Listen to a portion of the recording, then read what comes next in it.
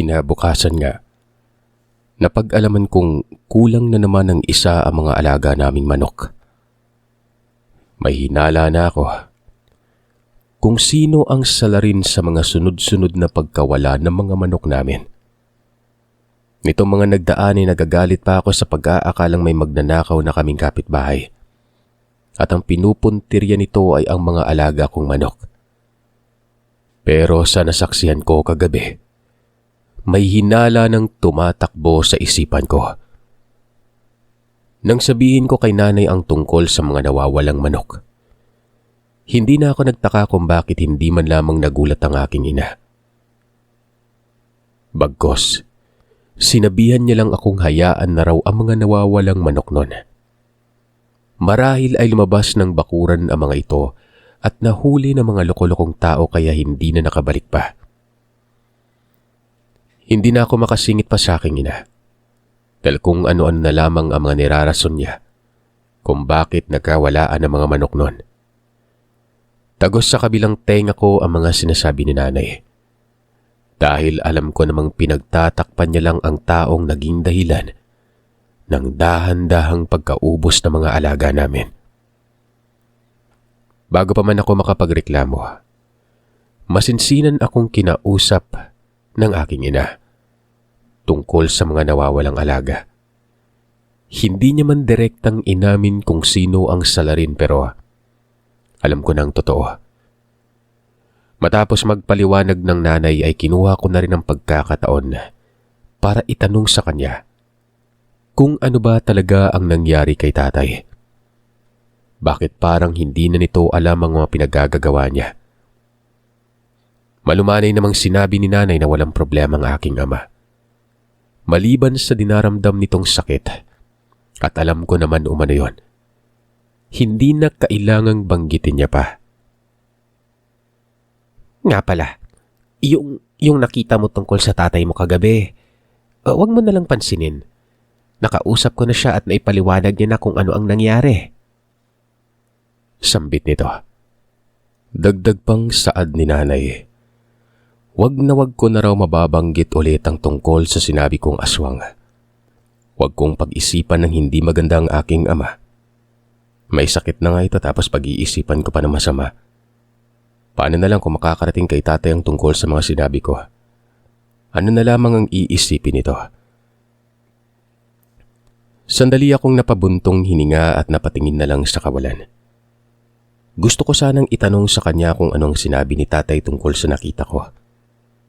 Ang kaso, iniiba ni nanay ang paksa at halatang ayaw niyang pag-uusapan namin ang tungkol sa nangyari kagabi.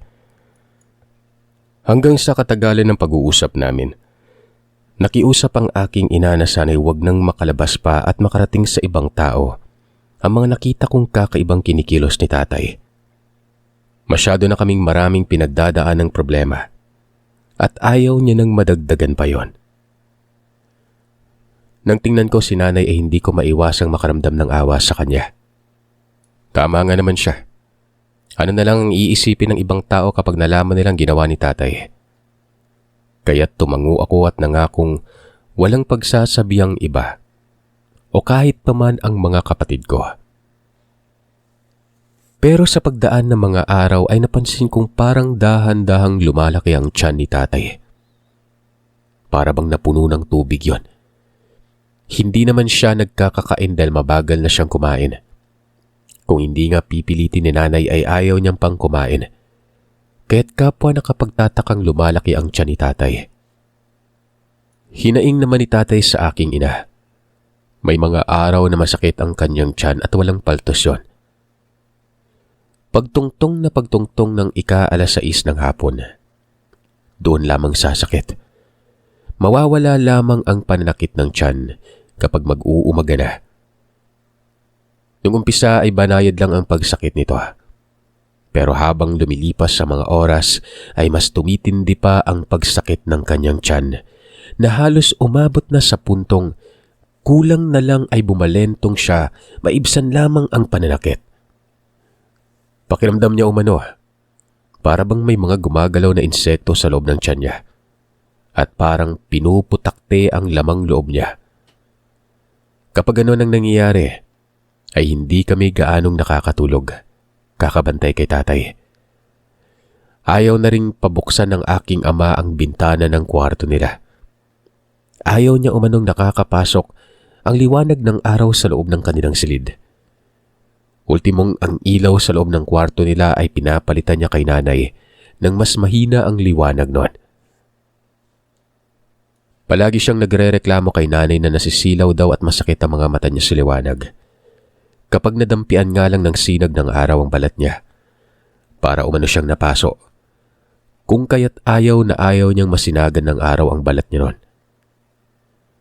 Nung una, kinumbinsi siya ni nanay na dapat buksan ang bintana nila para may makapasok na sinag sa loob ng kwarto nila para naman kahit papano makalabas ang kakaibang amoy na namumuo sa loob ng kanilang silid.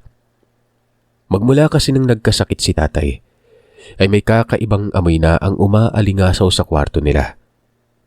Parang amoy sugat yun na nabubulok eh. Idagdag pang walang tigil sa paglalaway ang aking ama sa hindi mawaring dahilan. Kahit anong punas ng laway nito ang gawin ko tuwing ako ang nakatoka sa pag-aalaga. Hindi iyon maubos-ubos. Minsan naman ay nagigising ako sa kalagitnaan ng gabi dahil sa sunod-sunod na pag-iingay ng aking ama na animoy, umaatungal na hayop at walang tigil sa kakangawa. Ganun palagi ang nangyayari kay tatay tuwing sinusumpong ito ng pananakit ng sikmura. Nang malaman naman ni Mang Binok na mas lumala na ang karamdaman ni tatay, palagi na itong nasa bahay. Tumutulong sa pag-aasikaso at umaalalay na magbuhat kay tatay kapag magbabanyo ang aking ama. Uuwi lamang si Mang Binok sa bahay niya kapag dumarating na sa bahay si nanay. Nakailang beses na ring dinala sa ospital si tatay pero wala pa ring nangyari. Sa huli, nare-resetahan na lamang siya ng gamot para sa pananakit ng tiyan at sa mga galis na lumalabas sa katawan na ayon sa mga doktor na sumuri, allergy lamang umano. Nung banggitin naman ni nanay ang tungkol sa manggagamot at nagsuwison siyang patingnan si tatay sa albularyo, tumanggi si Mang Binok sa kagustuhan ng nanay. Hindi daw kayang pagalingin ang sakit ni tatay ng manggagamot o kung sino pa man na alagad ni Herodes. Hindi dapat kayo naniniwala sa mga ganyang klaseng tao. Peperahan lamang kayo. Pero hindi naman gagaling itong si Paring Carlito. Marami na akong nasasaksyang manggagamot na hindi kaya magpagaling eh. Ultimong sa simpleng sakit lang, hindi kayang gawin na pagalingin yon. Kaya huwag kayong magpapaniwala sa mga ganon. Pangungumbinsi na wika ni Mang Binok at pinayuhan ng aking inang huwag mawala ng pag-asa. Magtiyaga lamang ang aking inang dalhin sa ospital si tatay. Pasasaan ba't balang araw, gagaling din ito. Ewan, hindi ko na alam kung anong gagawin ko, Binok. Halos lahat naman ginawa na namin pero hindi man lang maibsan ang sakit na dinadamdam ng asawa ko. Huwag ka mag-alala, Mare. Nandito naman ako eh. Nakahanda akong alalayan si pare hanggat hindi pa gumagaling. Para saan pa't naging matalik niya akong kaibigan kung hindi ako makakatulong, kahit sa simpleng pag-aalalay man lang. Sagot niya. Dahil sa hindi na gaanong maibuka ni tatay ang bibig niya sa labis na pamamaga, kung kaya't wala din siyang kakayahan para magsalita nun. Kung ano ang palagay niya sa sinabi ng kaibigan. Pero kung ako ang tatanungin, gusto kong dalhin na lamang namin sa albularyo ang tatay. Para sa akin kung hindi totoo ang sinabi ng doktor na simpleng sakit lang ang dinaramdam ng aking tatay nun, baka may kakaiba na. Isang hapon, kasalukuyang nakaupo ako at nagpapahinga nang makita kong papalapit si Mang Candido. Nang makalapit na ay nagpalinga-linga siya bago nagsalita. Kamusta ang tatay mo? Hindi pa rin gumagaling, no? Tanong niya, na para bang iniiwasan niyang may makarinig. Buntong hiningang sinabi ko kay Mang Candido ang lahat ng nangyari kay tatay, maliban lamang sa ipinangako ko kay nanay. Sinabi ko sa kanyang habang tumatakbo ang araw, ay mas lalo lamang lumalala ang kalagayan ng aking ama. Sinubukan niyo na bang patingnan sa albularyo ang tatay mo? Hindi pa po, Mang Candido. Hindi? Bakit hindi niyo subukang patingnan? Dagdag niya pang saad. Wala namang mawawala kung sakaling subukan namin. Sinabi ko sa matanda na nito lang ay nagsabi ang aking inang patingnan ito sa manggagamot. Pero agaran itong tinutulan ni Mang Binok. Kunot noong nagtanong si Mang Candido kung bakit tutol ang matanda na patingnan sa albularyo si tatay. Gayong para naman yun sa ikabubuti ng aking ama. Ang sabi po niya, natatakot siyang baka mas lalong lumala ang sakit ni tatay Kaya ayaw niyang padala sa albularyo. Teka, sandali lang. Tingin mo ba may mas ilalala pa ba sa sinapit ngayon ng tatay mo? Hindi ba't ang kwento may lumaki na ang tiyan niya at halos ayaw nang kumain? Nagnanaknak na yung mga sugat sa katawan. At kaya anong ikinatakot ng matandang yun? Bakit ayaw niyang pumayag na patingnan ng tatay mo? Nagkibit balikat ako at sinabing hindi ko alam. Naguguluhan na kasi kami ni nanay kung ano ang dapat gawin. Halos maubos na ang lahat ng perang itinabi ng mga magulang ko. Nagbenta na rin kami ng lupa para lang sa mga gamutang ginawa kay tatay. Pero wala pa rin nangyayari. Alam mo, Iho, palagay ko may tinatago ang matandang yon. Kaya natatakot na matingnan na manggagamot ang ama mo. Ano pong ibig niyong sabihin, Mang Candido? Hindi ko po kayo maintindihan.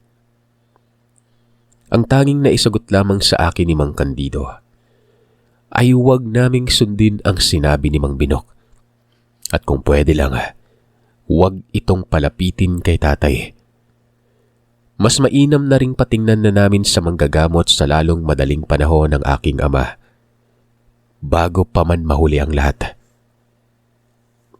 Pag-isipan mo yung sinabi ko, Iho, at sana sundin mo rin yung pinayo kong huwag mo nang palapitin yung kaibigan ng tatay mo sa kanya. Kung hindi man maiwasan na talagang lalapit at lalapit yung gurang na yun sa ama mo, huwag niyo nalang ihiwalay yung paningin sa dalawa. Sa ganung paraan ay hindi magagawa ng matanda ang kung anumang binabalak niya. Yun ay kung tama ako. Ilang minuto din akong napapaisip tungkol sa sinasabi ni Mang Candido. Matapos niya kasing magsalita ng gano'n ay para bang may pagdududa na rin akong nararamdaman sa kaibigan ni tatay. Lumipas ang mga araw. Nanatili pa din sa ganoong sitwasyon ng aking ama. Naging abala din kasi kaming magkapatid na magtulong-tulong sa pag-aasikaso sa trabaho. Kaya't nakalimutan ko ang tungkol sa sinabi ni Mang Candido sa akin. Isang umaga, nagising na lamang ako sa malakas na sigaw ng aking ina mula sa kanilang silid. Dali-dali naman akong bumangon at agarang tinungo ang kwarto ng mga magulang ko. Nung nasa bungad na ako ng kanilang pintuan, natanaw kong panay na ang pagsusuka ni tatay. Inaalalayan naman siya ni nanay habang hinahapuha pang likuran. Dahan-dahan akong pumasok sa loob ng kanilang silid. Pero bago pa man ako makalapit ng tuluyan sa kanilang dalawa, napatakip ako ng ilong. Nalangap ko ang napakabahong amoy na umaalingasaw mula sa suka ng aking ama. At nang tingnan ko ang sinusuka niya, parang may maliliit na kulay puting insekto ang gumagalaw. Saglit na tumigil ako at tinitigan itong maigi. Nang sa gayon na lamang ang pandidiring nararamdaman ko. Uod ang mga yon. Nag-uunahang gumapang. Nanay, may uod sa suka ni tatay. Saglit namang natigilan ang aking ina't napatitig na rin sa mga isinuka ng tatay. Nang matitigan na yun ni nanay, bakas sa mukha niya ang pandidiring naramdaman. Magsasalita pa sana ako pero hindi na ito natuloy pa. Dahil sa agaran na akong tumakbo palabas ng kwarto at tinungo ang kusina. Nang makarating ako sa lababo, doon na ako nagsuka ng nagsuka. Hindi ko na nakayanan ng amoy na nalalanghap ko noon. Maya-maya pa ay narinig ko ang malakas na sigaw ni nanay. Nag-utos ito na puntahan si Mang Binok. Magpapatulong siyang dalhin sa ospital ang aking ama. Sumagot naman ang kapatid ko at nagwikang pupuntahan niya na ang kaibigan ni tatay. Pero hinarangan ko ito. Sinabihang si Ma'am Candido ang puntahan niya at hindi si Mang Binok. Magtatanong pa sana ang kapatid ko pero agaran ko siyang sinabihang magmadali na. Natatandaan ko pa noong huli kaming nagkausap ni Mang Candido na may nabanggit itong kakilalang albularyo. Makalipas ang ilang sandali ay nakita ko ang kapatid kong kasama si Mang Candido. Pumanik ng hagdanan at tinungo ang silid ng mga magulang ko. Hindi naman na nagtaka ang aking ina dahil kanina pagkaalis ng kapatid ko ay sinabihan ko siya nga na hindi si Mang Binok ang ipatawag. Pagpasok nila ay hindi na kami nagsayang pa ng oras. Binuhat na namin si tatay at kaagad nang isinakay sa sakyan. Si Mang Candido ang nagsabi kung saan manggagamot kami pupunta. Hindi ko na matandaan kung saang lugar kami nakarating gawa ng masyadong napakalayo nun. Magdadalawang oras kaming bumiyahe. Para pang liblib ang lugar na pinasukan namin. Nung sinubukan ko namang tanungin si Mang Candido kung saan kami naroroon, bumulong sa akin ang matanda at sinabing, "Huwag na akong maingay at huwag nang maraming tanong pa dahil nakatulog na ang aming ama't baka magising ito at magsususuka na naman." Humingi ako ng tawad sa matanda, tumahimik na lang. Nang balingan ko si tatay, mahimbing na ang pagkakatulog niya na para bang walang sakit na dinaramdam. Na mga sandaling yun ay awang-awa talaga ako sa kanya. Gawa ng maliban sa napakapayat na ng pangangatawan niya, napakalaki pa ng kanyang tiyan. Hirap na rin itong makahinga at para bang kinakapusnat kung titingnan mo nga ang kanyang mga braso at binti. Halos malata na ito sa mga galis na nagsipagsulputan na aakalain mong may sakit na kurikong. Hindi nga alam ng aking ina kung saan nakuha ni tatay ang ganong klaseng sakit . Malinis naman yung tubig na pinanliligo namin at wala namang may ganong sakit na kumakalat sa lugar. Kaya't hindi din malaman ni nanay kung saan nakuha ni tatay ang ganong klase. Makalipas sa mahigit kalahating oras ay tuluyan na naming narating ang nag-iisang bahay sa paanan ng kagubatan.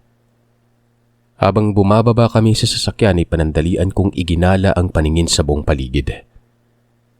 Nakita kong pawang mga talahiban at naglalakihang mga puno ang nakapalibot sa bakuran ng bahay na binabaan namin noon. Saglit namang nilapitan ni Mang Candido ang bahay at pumasok ito. Maya-maya pa nang makalabas na ito at makalapit na sa amin ay kinalabit niya ako. Bago nagwikang tulungan ko na siyang maibaba ang aking ama para maipasok na namin sa bahay na yon. Kaagad naman akong sumunod at agaran na nga siyang tinulungang buhatin ng aking ama't. Dahan-dahan na kaming naglakad papalapit sa bahay. Nang nasa pintuan na kami ay kamuntikan pa akong mabuwal.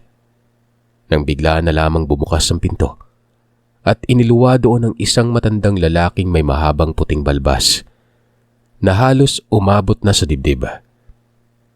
Ang lagay tuloy para na itong ermitaryo kung titingnan. Sa garalgal na boses ay nagwika ang matandang manggagamot na pumasok na kami sa loob ng bahay niya. May mga sinasabi pa siyang iba pero hindi ko na yun naintindihan pa. Dahil aligagangan na kaming ipasok sa loob ng bahay si tatay. Nagising na kasi ito at nagpupumilit makalabas sa bahay ng albularyo. Dapat ay noon niyo pa dinala yung taong ito. Matindi na yung pagkakakapit ng insekto sa katawan niya. Sambit na manggagamot bago niluwagan ang pagkakabukas ng pintuan. Pagkalapag namin kay tatay sa malapad at mahabang upuan, agad nang nilapitan ito ng albularyo. Napansin kong taimtim siyang nagdasal at panakanakang umiihip sa buong katawan ng aking ama. Nakita ko ring tuwing umiihip ang albularyo at sa palagay ko ay lumalapat yon sa katawan ng tatay. Parang kitikite ang aking ama na nagpupumiglas, makaalis sa higaan at nagsisisigaw na ilabas umano siya ng bahay. Mabilis naman kaming inutusan ng albularyong talian ng lubid si tatay. Para hindi na ito magpumiglas pat pinipilit na lumabas ng bahay noon. Napakainit at parang masusunog daw ang balat niya. Walang tigil din siya sa pagmumura at kulang na lang ay sapakin niya ang albularyo. Kaya naman inutusan kami ng albularyong itali ang aking ama upang magamot niya ito ng matiwasay.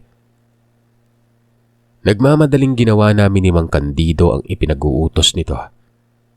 Matapos naming gawin yon ay matamang pinapanood lang namin kung ano ang gagawin ng albularyong yon.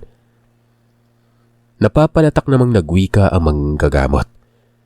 Delikado umano ang gamutang gagawin niya. Maliban sa kinukulam ang aking ama. Niyanggaw din ito. Tinanong ni Mang Candido kung nakikilala ba ng albularyo ang taong sumalbahe kay tatay. Tumango ang matanda at sinabing isa sa mga malalapit sa aking ama ang may kagagawan. Kung ganun palagay mo, iisa lang kaya ang may kagagawan sa lahat? Ang ibig kong sabihin, isang tao lang ba ang kumulam at yumanggaw sa amo ko o magkaiba? Tanong ulit ni Mang Candido. Sunod-sunod na pagtango ang naging tugon ng albularyo. Sinabi nitong iisa lamang ang may kagagawan at base sa presensyang nararamdaman niyang nakakapit sa katawan ng aking ama. Matagal na nitong kakilala ang taong sumalbahe dito. Sandaling tiningnan ng albularyo ang aking ina at tinanong kung may nakaaway ba si tatay o may nakaalitan man lang. Ramdam niya ang matinding galit ng taong sumalbahe sa aking ama. Kaya hindi bastang simpleng pananalbahe lang ang ginawa nito. Umiling si nanay at sinabing wala siyang natatandaang may nakaaway si tatay. Kilalang mabait at pasensyosong tao si tatay, kaya't hindi niya maisip kung sino ang taong sumasalbahe sa kanya. Ako naman ng mga sandaling yun, napapaisip na rin. Hindi ko kasi maalala kung may nakaalitan ba ito. Kaming dalawa ang palaging magkasama kaya alam ko kung sino ang taong nakakasalamuhan niya. Nang sa bigla kong naalala si Mang Binog, hindi na ako nagdalawang isip pang sabihin sa kanilang ang matalik na kaibigan ni tatay ang huling nakausap ng aking ama bago ito magkasakit. Nasermonan niya nga si Mang Binog dahil sa ginawa nitong pakikipag-away sa katrabaho. Magmula nga noon napansin kong lumalayo na ang kaibigan ni tatay at nito lang kung kailan malala ng kalagayan niya. Saka pa lamang ito naglalapit sa aking ama. Malamang sa malamang ay ito ang sumalbahe kay tatay. Wala nang iba pa. Napatiimbagang naman si Mang Candido at naikuyom ang kamao.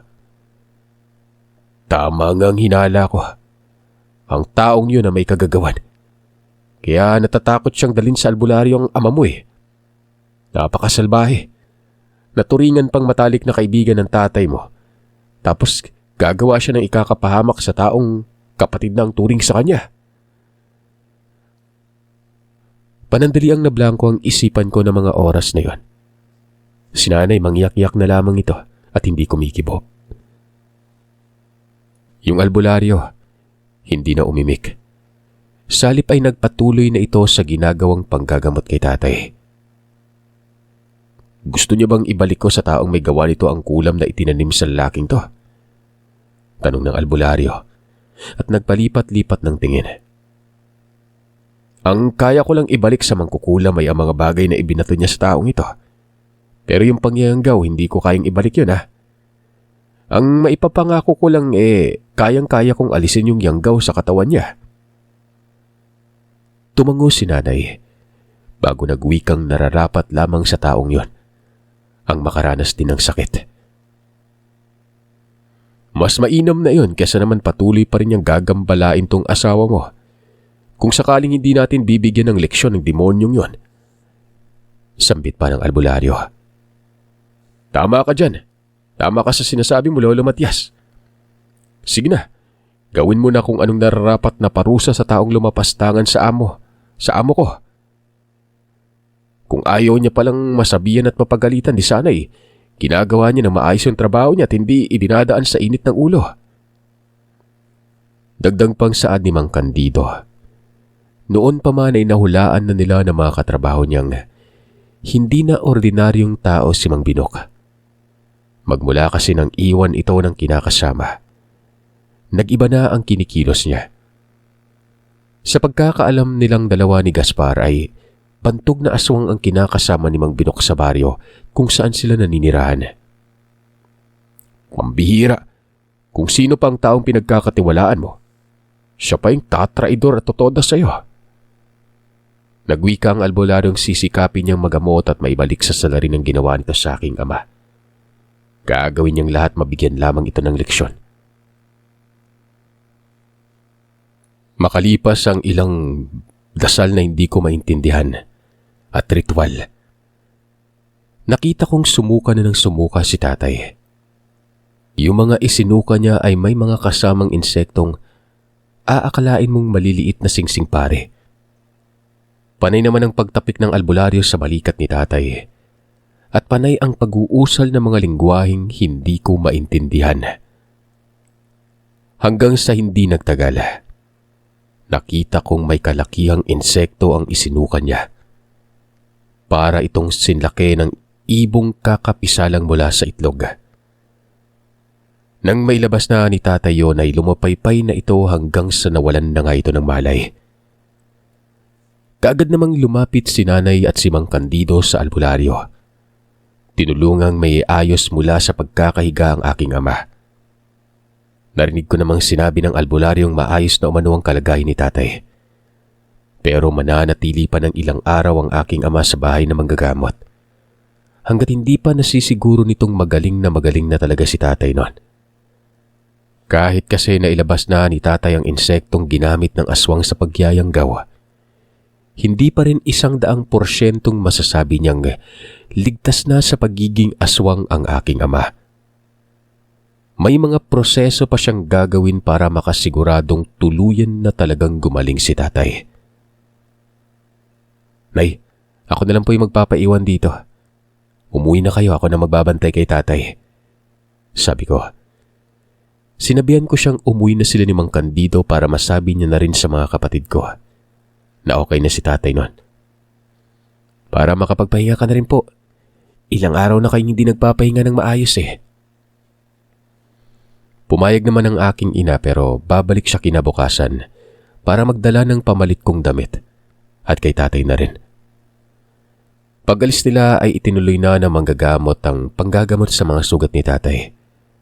At sa bawat langis na lumalapat sa sugat ng tatay noon, napansin kong hindi na siya umuungot.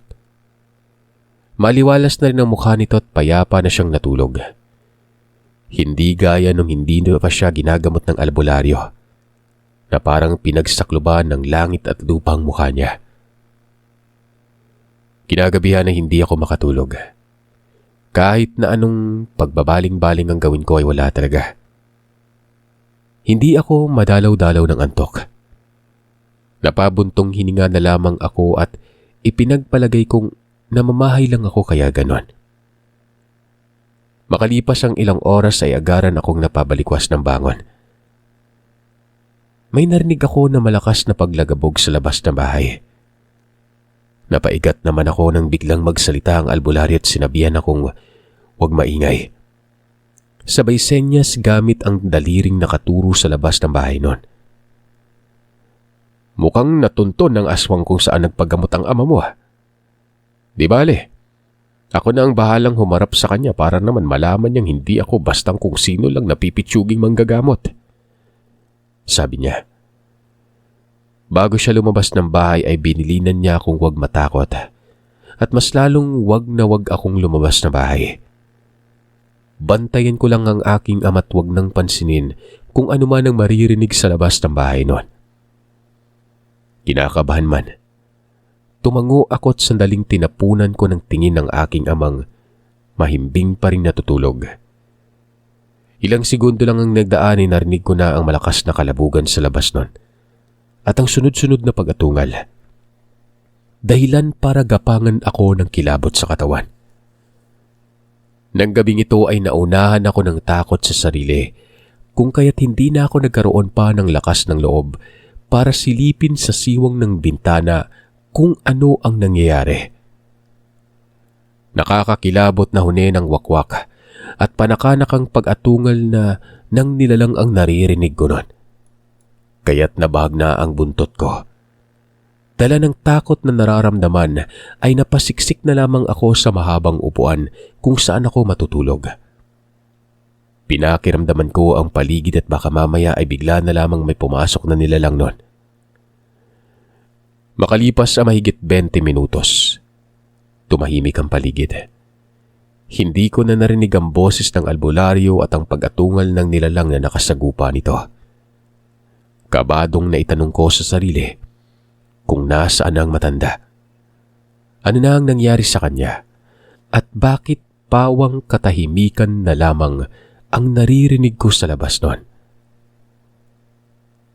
Lumakas ang kabog ng dibdib ko at agarang napatingin sa pintuan ng bahay. Nang bigla itong bumukas. Ilang segundo pang nagdaan nakita kong albularyong iika-ikang pumasok sa loob. Mabilis na akong tumayo. Inalalayan itong makaupo. Nagpasalamat naman ang matanda. Pagkatapos ay nakisuyo itong kunin ko ang langis na nasa mesa. Pagkabigay ko ng langis ay inumpisa na kaagad ng albularyong gamutin ang sarili. Habang ginagawa niya yon, sinabi niya sa aking hindi niya napatay ang aswang. Nasugatan niya, napuruhan niya kahit papano. Magbilang lang raw kami ng araw at malalagutan na ito ng hininga. Ikalimang araw, sinundo na kami ni nanay kasama si Mang Candido. Habang nasa biyahe ay binalita niya sa amin kahapon lang. Nabalitaan nilang patay na ang matalik na kaibigan ni tatay. At kinuha ng kinakasama nito ang labi ng matanda at dinala sa lugar nila. Ang daming ang kapitbayang nagtataka at napatanong sa kadika nilang isipang, papaanong nalaman ni Aling Linda na patay na si Mang Binok kayong sa pagkakaalam ng lahat, may katagalan ng walang komunikasyon ng dalawa. Isa din sa ipinagtataka ng lahat bago nalagutan ang matanda, ay marami ang nakakitang may malaking sugat ito sa braso at dibdib, na para bang tinaga ito ng paulit-ulit. Ilang gabi ring naririnig ng mga kapitbahay ang malakas na sigaw ng matanda na parang nasasaktan.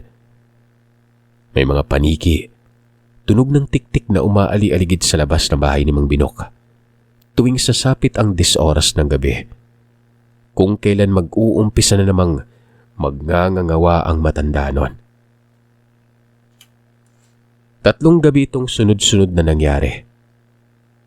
At halos lahat ng mga kalapit-bahay ay hindi nakakatulog ng maayos dahil sa kababalagang nangyari nun. Sinabi ko na lamang sa kanila ang nangyari nung gabing kakatapos lang gamutin ng albularyo si tatay.